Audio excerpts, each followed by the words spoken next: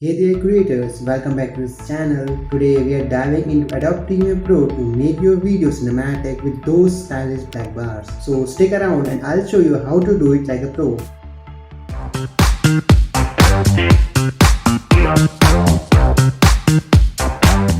So we are back in the interface of Adobe Premiere Pro. So firstly import the video in which you want the black bars.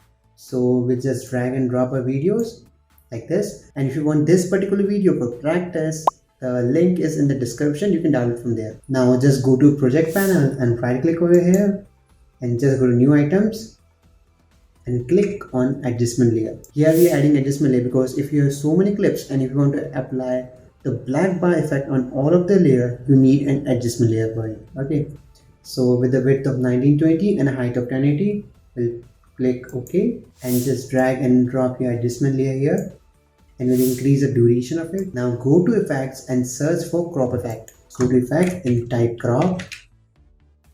Just drag and drop on the adjustment layer.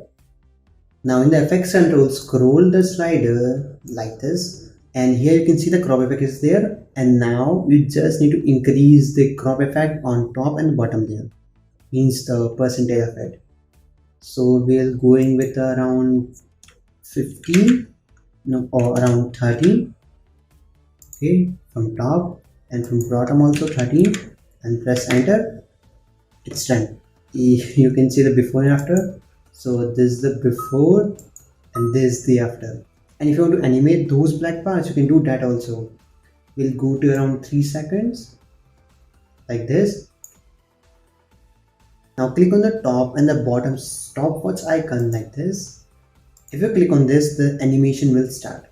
Now bring your time indicator at starting and just decrease the top value to 0 and the bottom value to 0. And now if you play this, you can see the black bars will now animate and create a great impact.